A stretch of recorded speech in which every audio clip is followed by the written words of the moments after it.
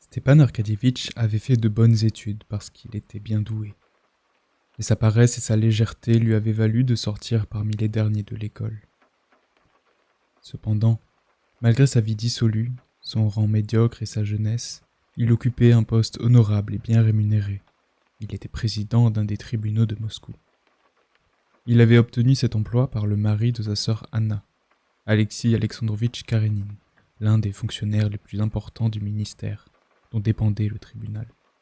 Mais, à défaut de Karénine, une centaine d'autres personnes, cousins, cousines, parents, oncles, auraient pu lui procurer cette place ou toute autre place semblable, avec les 6000 roubles de traitement qui lui étaient nécessaires pour vivre, car ses affaires, malgré la fortune de sa femme, étaient mal en point. Stepan Arkadievitch comptait la moitié de Moscou et de Pétersbourg parmi ses parents et amis. Il était né dans le milieu des puissants de ce monde. Un tiers des hommes d'État de l'autre génération étaient amis de son père et l'avaient connu au Maillot. Le second tiers le tutoyait et il était en bons termes avec le troisième, les dispensateurs de biens terrestres, sous forme d'emplois, fermes, concessions, etc. Étaient tous ses amis et ne pouvaient abandonner un des leurs. Oblonsky n'eut donc pas grand-peine à obtenir un emploi lucratif. Et il lui suffisait de ne rien refuser, de n'envier ni de quereller personne, de ne pas se montrer susceptible. Or, c'était la pente de sa bonté naturelle.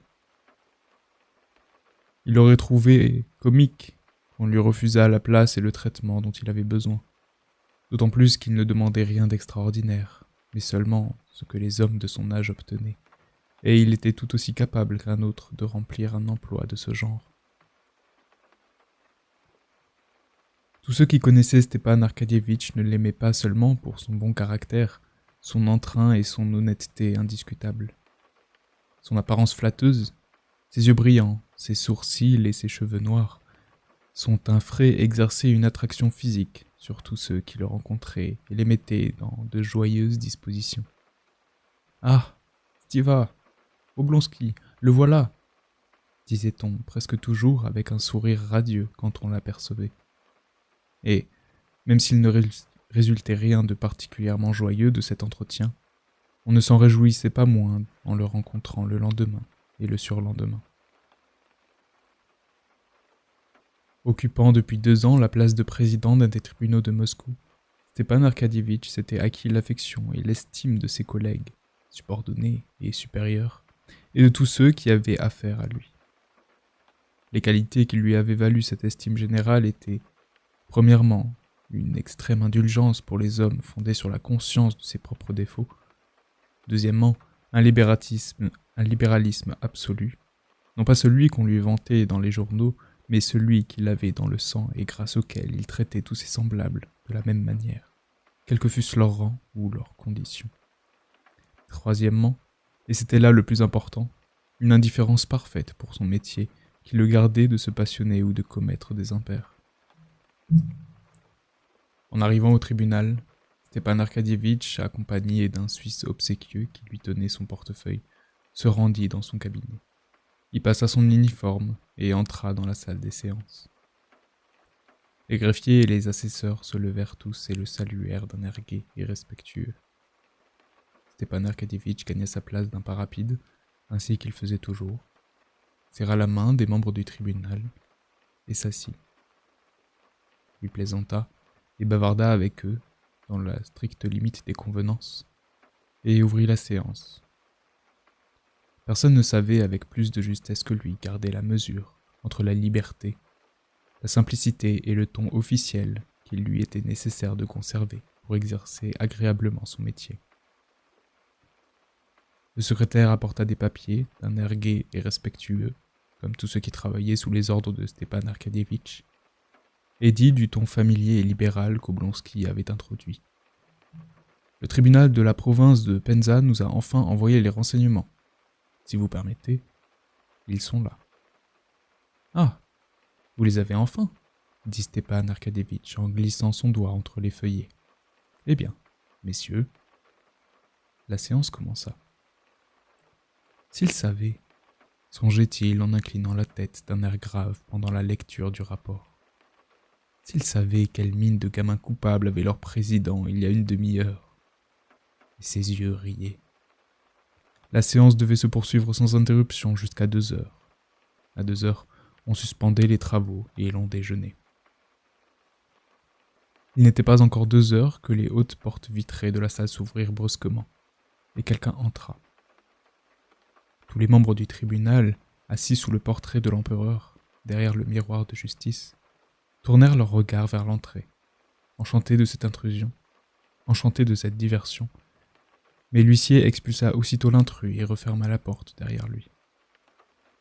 Quand la lecture fut terminée, Stepan Arkadievitch se leva, s'étira, et, sacrifiant au libéralisme de l'époque, prit une cigarette en pleine salle des séances, avant de se rendre dans son cabinet. 2 de ses collègues, le vétéran Nikitin et le gentilhomme de la chambre, Grinovitch, sortirent avec lui. « Nous aurons le temps de terminer après le déjeuner, » dit Stepan Arkadievitch. « Certainement, » dit Nikitin. « Ce Fomin doit être un fameux coquin, » dit Grinovitch, parlant d'un des personnages impliqués dans l'affaire qu'ils introduisaient. Stepan Arkadievitch fronça les sourcils, laissant entendre par là qu'il n'était pas convenable de formuler un jugement anticipé, et ne répondit rien. « Qui est entré tout à l'heure » demanda-t-il à l'huissier. « Quelqu'un qui s'est faufilé sans permission dès que j'ai eu le dos tourné, Votre Excellence. Il vous demandait, je lui ai dit d'attendre que le tribunal lève la séance. Où est-il ? Je crois qu'il est allé dans le vestibule. Il faisait les 100 pas par ici. Le voici, dit l'huissier en désignant un homme robuste, à large carrure et à la barbe frisée, qui montait 4 à 4 les degrés usés de l'escalier de pierre, sans ôter son bonnet de peau de mouton. Un des fonctionnaires qui descendait, personnage chafouin, le portefeuille sous le bras, regardait d'un air désapprobateur les pieds du jeune homme et interrogea Oblonsky du regard. Stepan Arkadievitch s'était arrêté sur la première marche de l'escalier. Son visage épanoui au-dessus du col brodé de son uniforme resplendit lorsqu'il reconnut l'arrivant. « C'est bien lui, Lévin, enfin !» dit-il avec un sourire amical et railleur, en regardant Lévin qui approchait. « Tu n'as pas craint de venir me chercher dans cette antre ?» fit Stepan Arkadievitch, qui ne se contenta pas de serrer la main de son ami et l'embrassa. « Y a-t-il longtemps que tu es là ? J'arrive à l'instant, et j'avais grande envie de te voir, » répondit Lévin, en regardant autour de lui d'un air tout à la fois timide, fâché et inquiet. « Allons dans mon cabinet, » dit Stepan Arkadievitch, qui connaissait la timidité fière et ombrageuse de son ami, et, lui prenant le bras, il l'entraîna, comme pour le guider au milieu des dangers. Stepan Arkadievitch tutoyait presque tous ceux qu'il connaissait. Vieillards de 60 ans, gamins de 20 ans, acteurs, ministres, négociants, généraux, si bien qu'un grand nombre de ceux qu'il tutoyait se trouvaient aux 2 extrémités de l'échelle sociale et eussent été fort surpris d'apprendre qu'ils avaient, grâce à Oblonsky, quelque chose en commun. Il disait « tu » à tous ceux avec qui il sablait le champagne, et il sablait le champagne avec tout le monde. Aussi, lorsqu'il rencontrait, en présence de ses subordonnés, un de ses tutoyés honteux, comme il baptisait pour rire un grand nombre de ses amis, il savait, avec son tact inné, épargner à ses inférieurs une impression désagréable. Lévin n'était pas un tutoyé honteux, mais Oblonsky sentait d'instinct que Lévin croyait que, devant des subalternes, il pouvait ne pas désirer faire étalage de leur intimité. Aussi se hâta-t-il de l'emmener dans son cabinet. Lévin avait presque le même âge qu'Oblonsky, et s'ils le tutoyaient, ce n'était pas uniquement parce qu'ils avaient bu du champagne ensemble. Ils étaient amis d'enfance. Ils s'aimaient, malgré leurs différences de caractère et de goût, comme s'aiment 2 amis liés depuis la prime jeunesse. Mais, ainsi qu'il arrive souvent entre gens qui ont choisi des sphères d'activité différentes, chacun d'eux, tout en approuvant par le raisonnement l'activité de l'autre, l'a méprisé au fond de son cœur. Chacun pensait que la vie qu'il menait lui-même était la seule véritable vie, et celle que menait son ami, un mirage. Oblonsky ne pouvait réprimer un léger sourire ironique lorsqu'il apercevait Lévin. Combien de fois ne l'avait-il pas vu débarquer de la campagne où il faisait quelque chose? Stepan Arkadyevitch ne savait pas au juste quoi et ne s'y intéressait nullement. Lévin arrivait toujours à Moscou agité, pressé, un peu intimidé et irrité de cette timidité, et, la plupart du temps, avec des points de vue tout à fait nouveaux et imprévus sur les choses. Stepan Arkadyevitch en riait et s'en amusait. Lévin, de son côté, méprisait la vie citadine de son ami et son métier qu'il considérait comme une plaisanterie, et s'en moquait. La seule différence était qu'Oblonsky, faisant ce que tout le monde faisait, riait avec assurance et bonhomie, tandis que Lévin doutait de lui-même et parfois riait jaune. « Nous t'attendions depuis longtemps, » dit Stepan Arkadyevitch, lorsqu'il eut pénétré dans son cabinet et lâché la main de son ami, comme pour montrer qu'il n'y avait plus de danger. « Je suis ravi de te voir, poursuivit-il. Comment vas-tu? Que fais-tu? Quand es-tu arrivé ?» Lévin se taisait, regardant les visages inconnus des deux collègues d'Oblonsky, et surtout la main de l'élégant Grinevitch, aux doigts blancs et effilés, aux ongles longs, jaunes, et recourbés au bout, et ses énormes boutons de manchettes brillantes. Ses mains semblaient absorber toute son attention et lui ôter sa liberté d'esprit. Oblonsky le remarqua aussitôt et sourit. « Ah, oui, permettez-moi de vous présenter, dit-il. Mes collègues, Philippe Ivanovitch Nikitin, Michel Stanislavitch Grinevitch, et, se tournant vers Lévin, un administrateur provincial, le nouvel homme du Zemstvo, un athlète qui soulève 5 poux d'une seule main, un éleveur et un chasseur, mon ami Konstantin Dmitrievitch Lévin, frère de Serge Ivanovitch Koznitchev. Enchanté, dit le petit vieillard. J'ai l'honneur de connaître votre frère, Serge Ivanovitch, dit Grinevitch, en tendant sa main fine aux ongles longs. Lévin se rembrunit. Il lui serra froidement la main et se tourna aussitôt vers Oblonsky. Bien qu'il eût beaucoup d'estime pour son demi-frère, écrivain célèbre dans toute la Russie, il ne pouvait souffrir qu'on s'adressât à lui non comme à Konstantin Lévin, mais comme au frère du fameux Koznitchev. Non, je ne fais plus partie du Zemstvo. Je me suis brouillé avec tout le monde et je ne vais plus aux réunions, dit-il en se tournant vers Oblonsky. Cela n'a pas fait long feu, dit Oblonsky avec un sourire. Mais comment? Pourquoi? C'est une longue histoire. Je te raconterai cela plus tard, dit Lévin. Mais il commença aussitôt. En 2 mots, j'ai acquis la conviction qu'on ne pouvait pas travailler avec le Zemstvo, dit-il, du ton de quelqu'un qui vient d'être offensé. D'un côté, un jouet. On s'amuse au Parlement. Or, je ne suis ni assez jeune, ni assez vieux pour m'amuser avec des jouets. Et de l'autre, il hésita. Un moyen pour la coterie de la province de gagner de l'argent. Avant, il y avait les tutelles et les tribunaux. Aujourd'hui, le Zemstvo. On ne s'y procure pas des pots de vin, mais des appointements qu'on n'a pas gagnés, dit-il avec autant de véhémence que si quelqu'un des assistants voulait combattre son opinion. Hé, je vois que tu es dans une nouvelle phase. Tu tournes du côté des conservateurs, lui dit Stepan Arkadyevitch. Nous en reparlerons. Oui, c'est cela. Mais j'ai besoin de te voir, dit Lévin en jetant un regard haineux vers les mains de Grinevitch. Stepan Arkadyevitch eut un sourire imperceptible. Comment? Tu avais dit que tu ne porterais plus de vêtements européens, dit-il en examinant le costume neuf de son ami, qui sortait visiblement de chez un tailleur français. C'est bien cela. Une nouvelle phase. Lévin rougit subitement, et non à la façon des adultes, superficiellement, sans s'en apercevoir, mais comme un petit garçon, qui sent que sa timidité le rend ridicule et qui rougit de plus belle, presque jusqu'aux larmes. C'était si pénible de voir sur ce visage intelligent et viril une expression aussi enfantine qu'Oblonsky détourna les yeux. Oui, Où pouvons-nous le voir? Où pouvons-nous nous voir?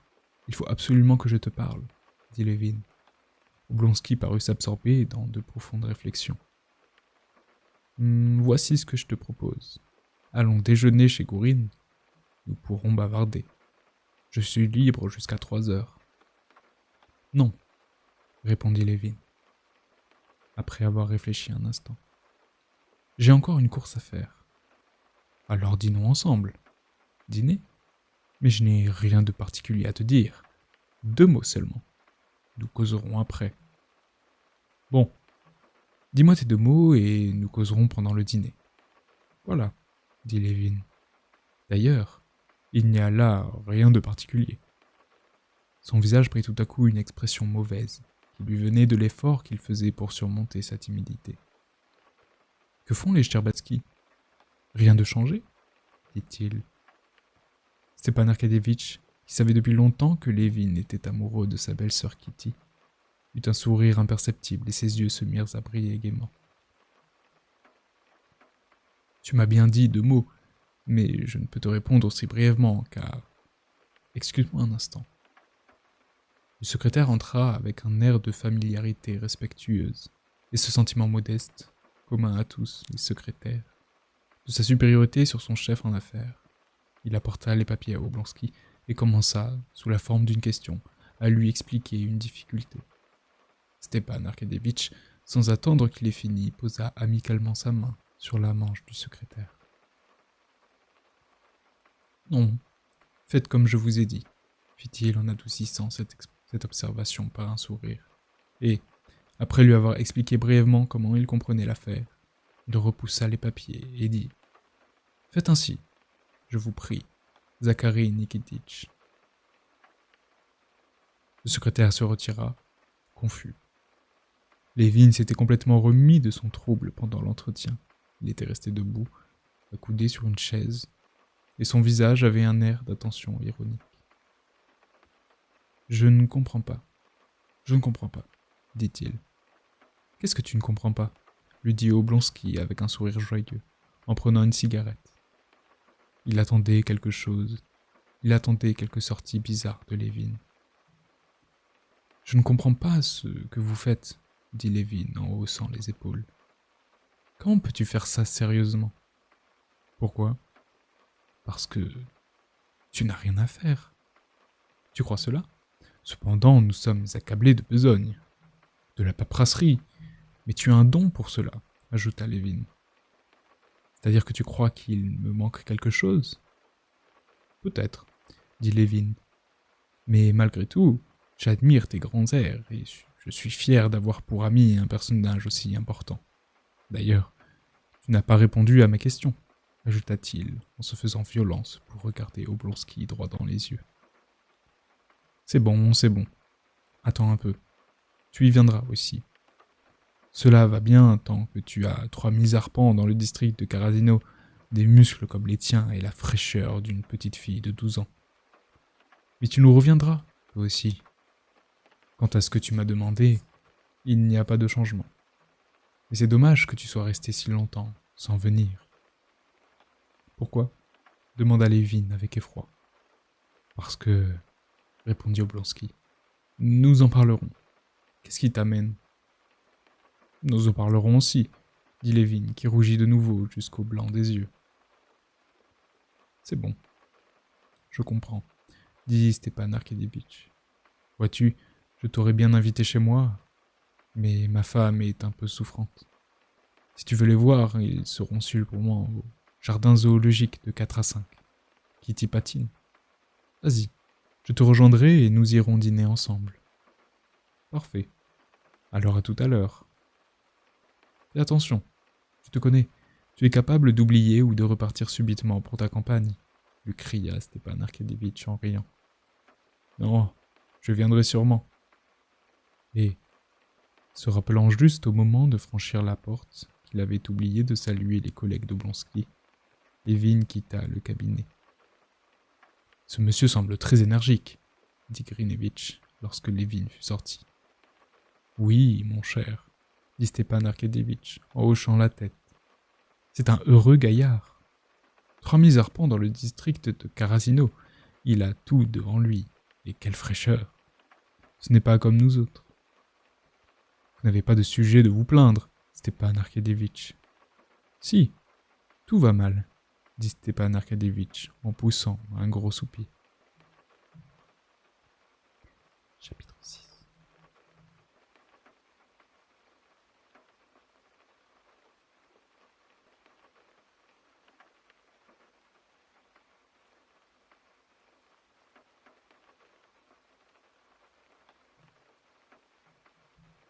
Lorsque Oblonsky avait demandé à Lévin ce qui l'amenait, celui-ci avait rougi, et s'en était voulu de rougir.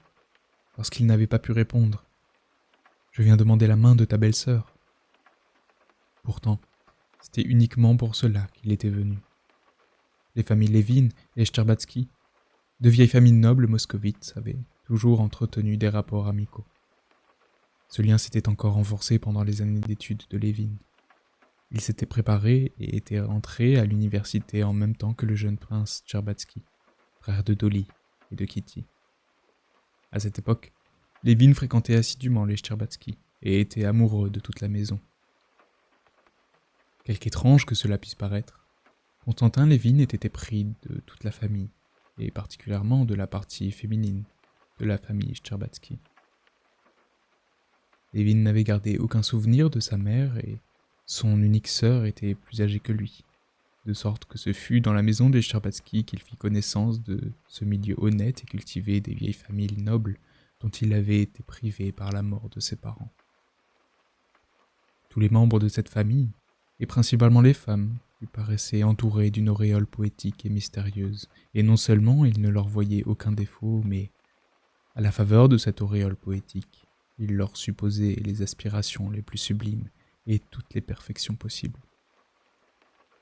Pourquoi ces trois jeunes demoiselles devaient-elles, un jour sur deux, parler français et anglais? Pourquoi, à certaines heures, se succédaient-elles au piano, dont les sons montaient jusqu'à la chambre de leur frère, où travaillaient les jeunes gens? Pourquoi des professeurs de littérature française, de musique, de dessin et de danse défilaient-ils dans la maison? Pourquoi, à heure fixe, les trois demoiselles se rendaient-elles en calèche avec mademoiselle Linon jusqu'au boulevard de Tver, revêtues de leur pelisse de satin? Dolly en avait une longue, Nathalie une demi-longue, et Kitty une toute courte qui laissait voir ses petites jambes bien faites dans des bas rouges bien tendus. Pourquoi leur fallait-il, sous la garde d'un laquais arborant une cocarde dorée sur son chapeau, se promener sur le boulevard de Tver? Tout ceci lui échappait, comme la plupart des événements qui survenaient dans leur monde mystérieux, mais il savait que tout ce qui arrivait là-bas était merveilleux, et il était précisément amoureux de cette atmosphère mystérieuse où l'on était plongé. Pendant les années d'université, il avait failli tomber amoureux de l'aînée, Dolly, mais on l'avait rapidement mariée à Oblonsky. Alors, il avait commencé à s'éprendre de la cadette. Il sentait confusément qu'il lui fallait s'éprendre de l'une des sœurs, sans pouvoir distinguer au juste laquelle. Mais Nathalie, à son tour, aussitôt après s'être montrée dans le monde, avait épousé le diplomate Lvov. Kitty était encore une enfant lorsque Lévin avait quitté l'université. Le jeune Sterbatsky, qui était rentré dans la marine, se noya dans la Baltique, et les relations de Lévin et des Sterbatsky s'espacèrent, malgré l'amitié qu'il portait à Oblonsky. Mais lorsque cette année, au début de l'hiver, Lévin était arrivé à Moscou, après 1 an à la campagne, et qu'il avait revu les Sterbatsky, il avait compris laquelle des trois il était destiné à aimer. En apparence, rien n'était plus simple pour lui que de demander la main de la princesse Sterbatsky, âgée de 32 ans, de bonne famille, plutôt fortunée. On l'aurait, selon toute vraisemblance, considéré aussitôt comme un bon parti. Mais Lévin était amoureux, et Kitty lui paraissait une telle perfection, à tous les points de vue, un être tellement au-dessus de toutes les contingences et lui-même se considérait comme si insignifiant et si terre-à-terre qu'on ne pouvait même penser que d'autres gens, et qu'elle-même puisse le juger digne d'elle. Après avoir passé 2 mois à Moscou, comme en rêve, rencontrant presque chaque jour Kitty dans le monde où il allait pour la retrouver. Il avait résolu brusquement que c'était impossible et il était retourné dans ses terres. Il était persuadé que les parents estimaient qu'il n'était pas un parti suffisant pour la charmante Kitty et que Kitty elle-même ne pouvait l'aimer. Pour les parents, il n'avait aucune occupation régulière ni définie, aucune situation dans le monde, alors que ses deux camarades étaient, maintenant qu'il avait 32 ans, l'un colonel et aide de camp, l'autre professeur, et le troisième directeur de banque ou de chemin de fer ou président d'un tribunal comme Oblonsky. Quant à lui, il savait fort bien ce qu'on devait penser de lui. Il était propriétaire, élevait des vaches, chassait la bécasse, construisait. Il n'était donc qu'un incapable qui n'avait abouti à rien et n'avait, aux yeux de la société, trouvé d'autres occupations que celles des bons à rien. La mystérieuse et charmante Kitty, elle-même ne pouvait aimer un garçon aussi laid. Il se croyait laid. Ni surtout aussi simple et aussi ordinaire. De plus, ses anciens rapports avec Kitty, celle d'un homme fait avec une enfant, conséquence de son amitié pour son frère, lui semblaient un autre obstacle à son amour. Un brave garçon, dépourvu d'attrait physique, ainsi se jugeait-il, pouvait, pensait-il, inspirer de l'amitié, mais pour être aimé du même amour qu'il avait voué à Kitty, il fallait être beau, et surtout original. Il avait entendu dire que les femmes aimaient souvent des hommes laids et médiocres, mais il ne le croyait pas, car il jugeait d'après lui-même, et il ne pouvait aimer qu'une belle femme, mystérieuse et originale. Toutefois, après avoir passé 2 mois seul à la campagne, il acquit la certitude que ce n'était pas là un entraînement semblable à ceux de sa prime jeunesse, que ce sentiment ne lui laissait pas une minute de repos, qu'il ne pouvait plus vivre sans savoir si oui ou non elle serait sa femme, que son désespoir n'avait de fondement que dans son imagination et que rien ne prouvait qu'il serait refusé. Et il avait pris le train pour Moscou avec la ferme résolution de se déclarer et de se marier si on l'acceptait.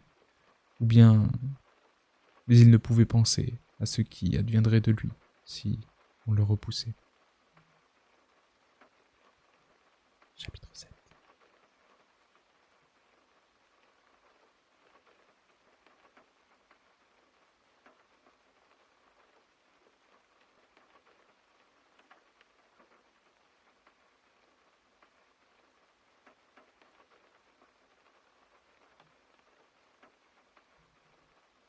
Arrivé à Moscou par le train du matin, Lévin était descendu chez son demi-frère, Koznitchev.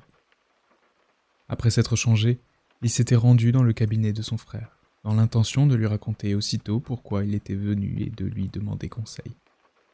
Mais son frère n'était pas seul. Il avait chez lui un célèbre professeur de philosophie, venu tout exprès de Kharkov pour éclaircir un malentendu survenu entre eux sur un point philosophique très important. Le professeur menait une polémique fougueuse contre les matérialistes, et Serge Koznitchev suivait avec intérêt cette polémique. Après avoir lu le dernier article du professeur, il lui avait adressé par lettre quelques objections. Il reprochait au professeur de faire trop de concessions aux matérialistes. Et le professeur était arrivé aussitôt pour s'expliquer. Il s'agissait d'une question à l'ordre du jour. Y a-t-il une frontière entre les phénomènes psychiques et physiologiques dans l'activité de l'homme? Et où se trouve-t-elle? Serge Ivanovitch accueillit son frère avec le sourire aimable et froid qui lui était habituel, et, après l'avoir présenté au professeur, reprit l'entretien. Le petit homme à lunettes, au front étroit, s'interrompit une seconde pour saluer Lévin et reprit sa démonstration, sans lui accorder aucune attention. Lévin s'assit pour attendre le départ du professeur, mais son attention fut bientôt attirée par la conversation. Il avait lu dans les revues les articles en question et s'y était intéressé comme un homme qui a étudié les sciences naturelles à l'université peut s'intéresser au développement des dites sciences. Mais jamais il n'avait fait de rapprochement entre ces déductions scientifiques sur les origines de l'homme en tant qu'animal, les réflexes, la biologie et la sociologie, et les problèmes qui le préoccupaient de plus en plus, la signification de la vie et de la mort. En écoutant la discussion, il remarqua que les interlocuteurs établissaient un lien entre les questions scientifiques et celles qui avaient trait à l'âme. À plusieurs reprises, ils faillirent aborder ces questions, mais chaque fois qu'ils approchaient de ce qui, à son avis, était l'essentiel, ils s'en écartaient précipitamment et se replongeaient dans le domaine des distinctions subtiles. Réfutation, citation, allusion, renvoi aux autorités, et il comprenait avec peine de quoi il s'agissait. « Je ne peux permettre, disait Serge Ivanovitch avec sa clarté, sa précision et son élégance habituelle de langage. Je ne peux en aucun cas admettre, comme Caïs, que toute ma représentation du monde extérieur vient de mes sensations. La notion fondamentale de l'être ne m'est pas venue par les sens, car il n'existe pas d'organe spécial pour communiquer cette conception. Oui, mais Wurst et Nost et Pripasov vous répondront que votre conscience de l'être découle de la jonction des sensations, qu'elle n'est que le produit des sensations. Wurst dit même catégoriquement que, dès qu'il n'y a plus de sensations, il n'y a plus de conscience de l'être. Je dirais, au contraire, commença Serge Ivanovitch. Mais, une fois encore, Lévin pensa qu'au moment d'effleurer l'essentiel, il s'en écartait. Il se décida à poser une question au professeur. Donc, si mes sentiments sombrent dans le néant, si mon corps meurt, il ne peut plus y avoir d'existence ? Demanda-t-il. Le professeur sembla contrarié et comme blessé intellectuellement par cette interruption. Il jeta un regard sur cet intrus, qui ressemblait davantage à un hâleur qu'à un philosophe, et reporta les yeux sur Serge Ivanovitch, comme pour lui demander ce qu'il fallait répondre. Et Serge Ivanovitch était loin d'être aussi exclusif que le professeur. Il y avait place dans son cerveau, et pour répondre au professeur et pour comprendre le point de vue simple et naturel qui avait amené la question. Il sourit et dit « Nous n'avons pas encore le droit de trancher ce problème. » « Nous n'avons pas de données, » appuya le professeur. Et il poursuivit son argumentation. « Non, dit-il. Je prétends que si. Comme le dit Pripasov. Les sensations, elles aussi, sont fondées sur des impressions. Nous n'en devons que plus nettement distinguer ces deux notions. » Lévin n'écouta plus et attendit le départ du professeur. Chapitre 8.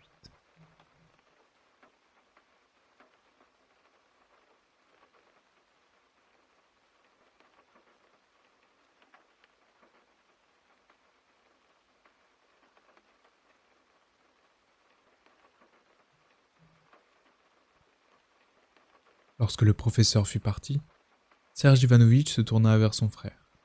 « Je suis très content que tu sois arrivé. Es-tu ici pour longtemps ? Comment vont tes terres ?» Lévin savait que ces terres intéressaient fort peu son frère aîné et que c'était seulement par politesse qu'il s'en inquiétait.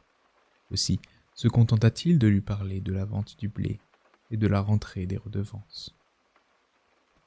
Lévin projetait de parler à son frère de son intention de se marier et de lui demander conseil. Il y était même fermement décidé. Mais lorsqu'il eut vu son frère, suivit sa conversation avec le professeur, puis entendu le ton involontairement protecteur avec lequel il lui demandait des nouvelles de l'administration de ses terres, le bien maternel était indivis, et c'était Lénine qui le gérait en son entier. Lévin sentit qu'il ne pouvait lui faire part de son projet de prendre femme. Il sentait que son frère n'envisagerait pas la question comme il l'aurait souhaité. « Comment marche le zemstvo chez vous ? demanda Serge Ivanovitch, qui s'intéressait beaucoup à ces tentatives d'administration provinciale, auxquelles il attribuait une grande importance. Je n'en sais absolument rien. Comment? Tu es cependant membre de la délégation. Non, je ne le suis plus. J'ai donné ma démission, répondit Lévin. Et je ne vais plus aux réunions. C'est dommage, fit Serge Ivanovitch en fronçant les sourcils. Lévin, pour se justifier, commença à raconter ce qu'on faisait aux réunions du Zemstvo dans son district. C'est toujours pareil, répondit Serge Ivanovitch. Nous autres, Russes, sommes toujours pareils. Peut-être même est-ce un bon côté de notre caractère que cette faculté de voir nos propres défauts, mais nous passons la mesure, nous délectons dans l'ironie, que nous tenons toujours en réserve. Je me bornerai à te dire ceci.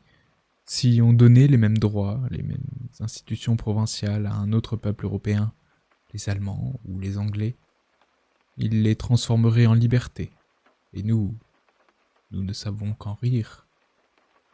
Que faire ? Dit Lévin avec une mine coupable. C'était ma dernière expérience. J'y ai consacré tous mes efforts. Je ne peux plus. Je suis un incapable. Tu n'es pas un incapable, dit Serge Ivanovitch. Mais tu n'envisages pas le problème sous son angle véritable. Peut-être, répondit Lévin d'un ton mélancolique. Sais-tu que notre frère Nicolas est revenu ? Nicolas était le frère aîné de Constantin Lévin et le demi-frère de Serge Ivanovitch. C'était un homme perdu.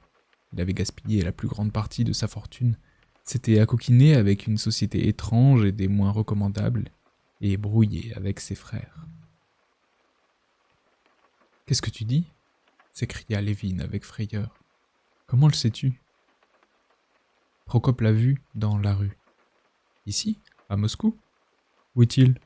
Le sais-tu » Lévin se leva, comme pour partir sur le champ. « Je regrette de t'avoir dit cela, » dit Serge Ivanovitch qui hocha la tête en voyant le trouble de son plus jeune frère. « J'ai envoyé demander où il habitait et je lui ai fait parvenir sa lettre de change sur Troubine, que j'ai payée. Voici ce qu'il m'a répondu. » Et Serge Ivanovitch prit sous un presse-papier un billet qu'il tendit à son frère. Lévin lut le billet, couvert d'une écriture bizarre et familière. « Je prie humblement qu'on me laisse en paix. C'est tout ce que je demande à mes chers frères, Nicolas Lévin. » Après en avoir pris connaissance, Lévin resta debout devant Serge Ivanovitch, tête basse, le billet à la main. Dans son âme luttait le désir d'oublier pour l'instant ce malheureux frère et la conscience de mal agir. « Il veut visiblement m'offenser, » dit Serge Ivanovitch, « et il ne peut pas.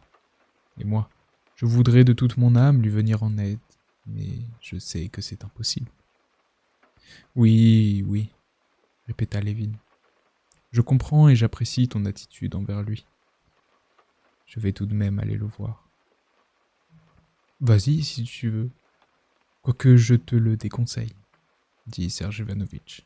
« En ce qui me concerne, je ne le redoute pas. Il ne nous brouillera pas. Mais pour toi, je t'assure qu'il vaut mieux ne pas y aller. On ne peut pas l'aider. D'ailleurs, fais comme tu veux. C'est possible qu'on ne puisse pas l'aider, cependant je sens, surtout en cet instant, mais cela c'est une autre affaire, je sens que je ne serai pas tranquille. Je te comprends pas, dit Serge Ivanovitch. Je ne comprends qu'une seule chose, ajouta-t-il. C'est une leçon d'humilité. Je suis devenu plus indulgent pour ce qu'on appelle l'infamie depuis que notre frère Nicolas est devenu ce qu'il est. Tu sais ce qu'il a fait ? Ah, c'est terrible, terrible, répéta Lévin. Après avoir demandé l'adresse de son frère au valet de chambre de Serge Ivanovitch, Lévin voulut se rendre tout de suite chez lui, mais, se ravisant, il résolut de retarder sa visite jusqu'au soir. Pour connaître la paix de l'âme, il lui fallait avant tout résoudre le problème qui l'avait amené à Moscou. De chez son frère, il se rendit au tribunal de Blonsky et, s'étant informé de l'endroit où étaient les Cherbatsky, il se rendit où on lui avait dit qu'il pourrait retrouver Kitty. Chapitre 9.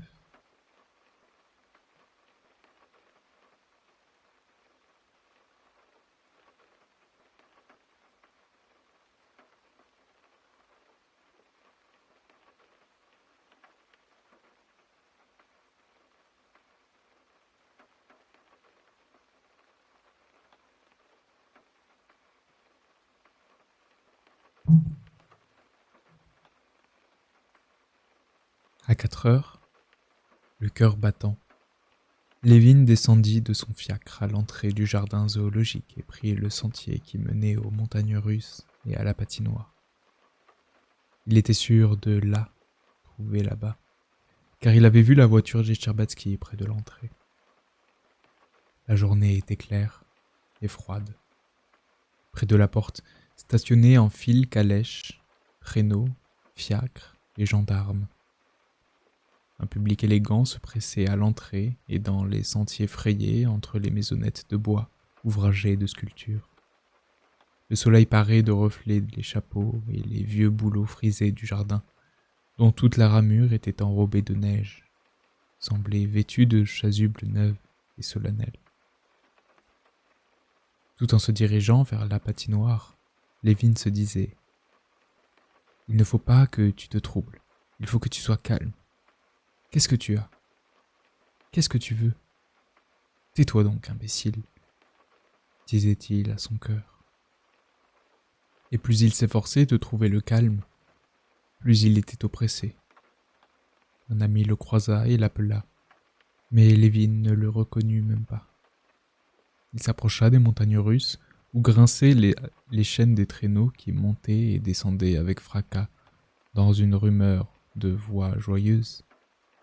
Il fit encore quelques pas qui lui découvrirent la patinoire et, aussitôt, il la reconnut, au milieu de la foule. Il sut qu'elle était là, et il sut qu'elle était là à la joie et à l'angoisse qui remplirent son cœur. Elle était debout et parlait avec une autre dame à l'autre extrémité de la patinoire.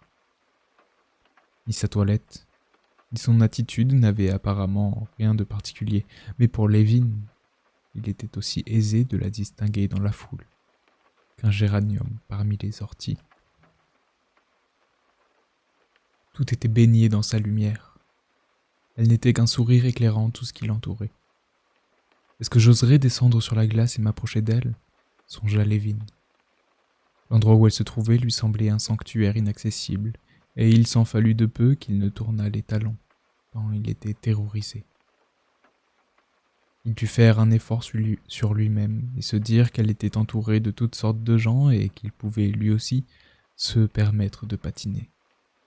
Il descendit, évitant de la regarder comme on évite le soleil. Mais il la voyait sans la regarder, comme le soleil.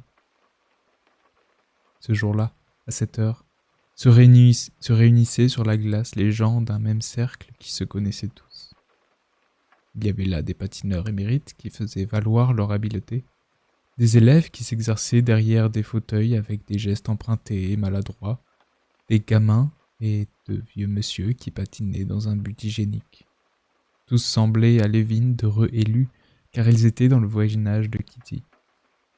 Les patineurs, cependant, la dépassaient et la rattrapaient, lui parlaient même avec une totale indifférence et semblaient s'amuser tout à fait indépendamment d'elle, jouissant du beau temps et de la pureté de la glace. Nicolas Tcherbatsky, cousin de Kitty, en jaquette courte et pantalon étroit, était assis sur un banc, patin aux pieds. Il aperçut Lévin et lui cria « Hé, le meilleur patineur de Russie! Y-a-t-il longtemps que tu es là? La glace est excellente, mais vite tes patins! » « Je n'en ai pas, » répondit Lévin, stupéfait d'une telle hardiesse et d'un tel laisser-aller en présence de Kitty, et ne la perdant pas une seconde de vue, bien qu'il ne la regardât pas. Il sentit que le soleil venait à sa rencontre. Elle était à l'un des bouts de la patinoire et ses jambes fines, engoncées dans de hautes bottines. Elle avançait vers lui, visiblement craintive. Un jeune garçon en costume russe, balançant les bras de toutes ses forces, le buste incliné vers le sol, la dépassa. Elle n'était pas très sûre d'elle, elle avait sorti les mains de son petit manchon, suspendu par un cordonnet, et les tenait prêtes à se raccrocher à n'importe quoi. Les yeux fixés sur Lévin, qu'elle avait reconnu, elle lui souriait tout en même temps de sa frayeur. Lorsqu'elle lui dépassait le tournant, elle prit son élan d'un souple mouvement du pied et arriva droit sur Tcherbatsky. Elle lui prit le bras et, souriant à Lévin, lui fit un signe de tête. Elle était encore plus belle qu'il ne l'avait imaginé. Quand il pensait à elle, il pouvait se la représenter nettement tout entière, en particulier la grâce de cette petite tête blonde, avec son expression de candeur enfantine et de bonté, si élégamment posée sur des épaules harmonieuses. C'était cette expression puérile, unie à la fragile beauté d'un corps de femme qui faisait son charme. Il y était très sensible. Mais ce qui le frappait toujours comme un improviste, c'était son regard doux, tranquille, honnête, et surtout son sourire qui toujours transportait Lévin dans un monde enchanté où il se sentait attendri, adouci, tel qu'il se souvenait être dans sa première enfance. « Est-il longtemps que vous êtes ici ?» lui dit-elle en lui tendant la main. « Merci », ajouta-t-elle, tandis qu'il ramassait le mouchoir tombé de son manchon. « Moi ? Non, je suis arrivé hier, ou plutôt aujourd'hui, » répondit Lévin, qui, dans son trouble, ne comprit pas tout de suite la question. « Je comptais aller vous voir, » dit-il, et aussitôt se rappelant dans quelle intention il désirait la voir, il perdit contenance et rougit. « Je ne savais pas que vous patiniez, et aussi bien. » Elle le regarda avec attention, comme si elle désirait comprendre la cause de son trouble. « Vos éloges sont précieux. Ici, la tradition affirme que vous êtes un patineur hors pair, » dit-elle en secouant de sa petite main gantée de noir les aiguilles de givre tombaient sur son manchon. « Oui, j'ai jadis patiné avec passion. Je voulais parvenir à la perfection. »« Vous faites tout avec passion, semble-t-il, » dit-elle en souriant. « J'aurais tant envie de vous voir patiner. Mettez des patins, et allons patiner ensemble. » « Patiner ensemble ? Est-il possible ?» songea Lévin en la regardant. « Tout de suite, » dit-il, et il partit mettre des patins. « Il y a longtemps qu'on ne vous a pas vu, monsieur, » lui dit l'homme qui distribuait les patins, en lui tenant le pied pour lui visser le talon. « Depuis vous, aucun de ces messieurs ne s'y entend. Cela ira comme cela ?» dit-il en serrant la courroie. « C'est bien, c'est bien. Fais vite, je t'en prie, » répondit Lévin qui dissimulait avec peine le sourire radieux qui illuminait malgré lui son visage. « Oui, » songeait-il, « voilà la vie, voilà le bonheur. Ensemble, a-t-elle dit. Allons patiner ensemble. Lui parlerai-je maintenant ? Mais je redoute justement de lui parler parce que je suis heureux en ce moment, du moins en espérance, tandis que... Mais il le faut.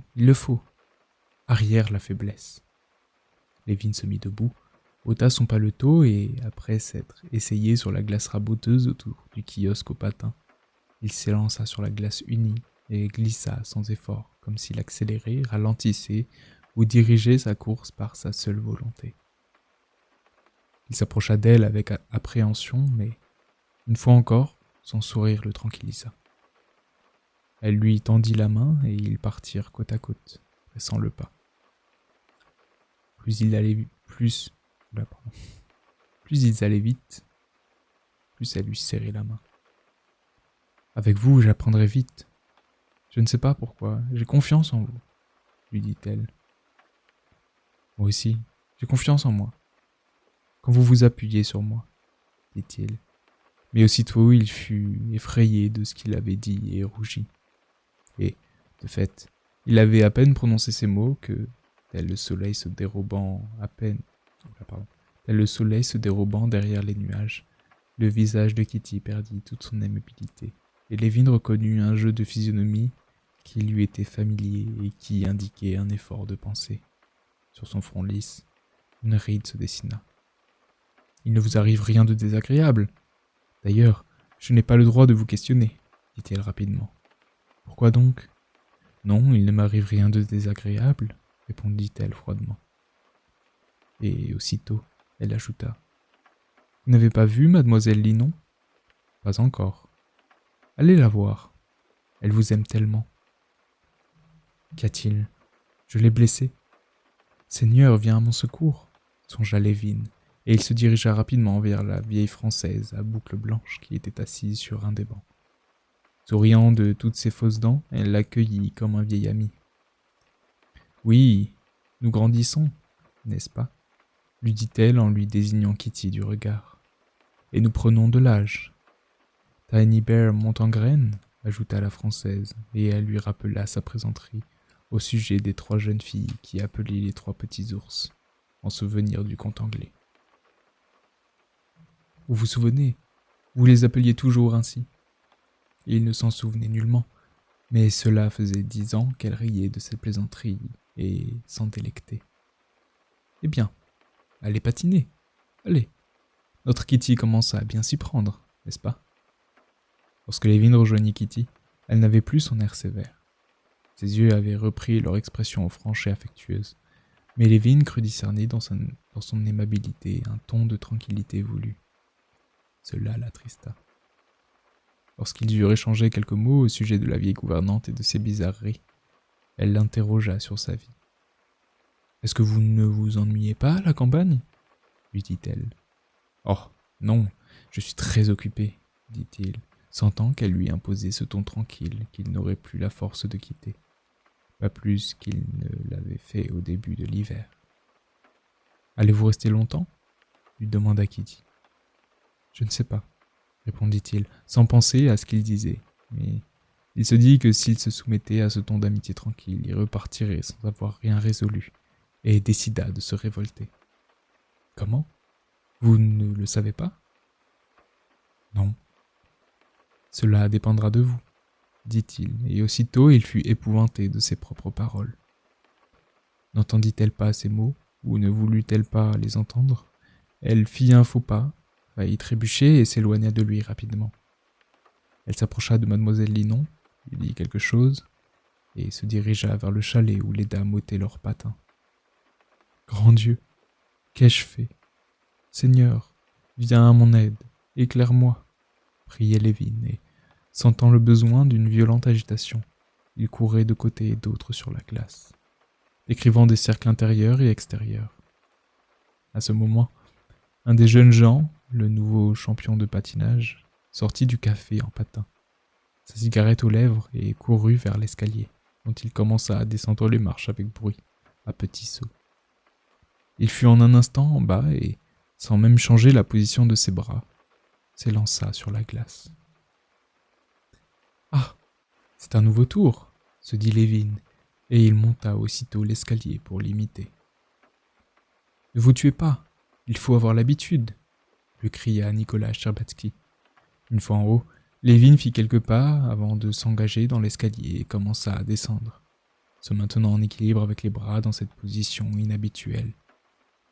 Sur la dernière marche, il se prit le pied mais toucha à peine la glace de la main, fit un violent effort, se redressa et repartit en riant. Quel brave garçon, songeait Kitty, qui sortait à ce moment du chalet avec mademoiselle Linon et le regardait avec un sourire calme et affectueux, comme un frère très aimé. Se peut-il que je sois coupable, que je fasse quelque chose de mal ? On dit que c'est de la coquetterie. On dit que c'est de la coquetterie. Je sais que ce n'est pas lui que j'aime, mais je m'amuse tout de même avec lui. Il est si gentil. Pourquoi a-t-il dit cela ? Songeait-elle.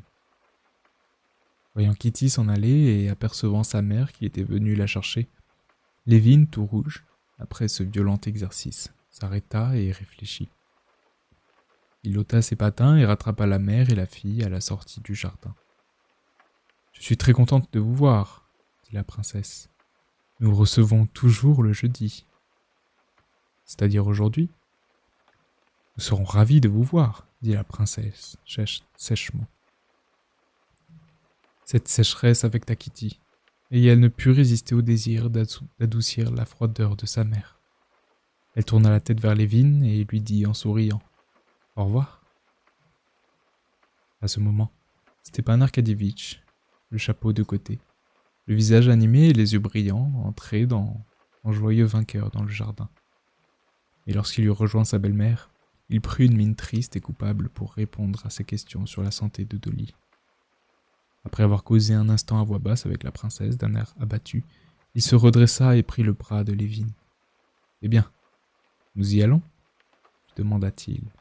« J'ai pensé tout le temps à toi et je suis très heureux que tu sois arrivé, » lui dit-il en le regardant d'un air significatif. « Allons, » répondit Lévin, tout heureux, gardant présent le souvenir de cette voix qui lui avait dit « au revoir » et du sourire qui accompagnait ces mots. À l'hôtel d'Angleterre ou à l'Ermitage ? Cela m'est tout à fait égal. À l'hôtel d'Angleterre, alors, dit Stepan Arcadievitch, choisissant ce restaurant parce qu'il y devait plus d'argent qu'à l'Ermitage et qu'il eût jugé pour cette raison indécent de le négliger. As-tu un fiacre ? Parfait, car j'ai renvoyé ma voiture.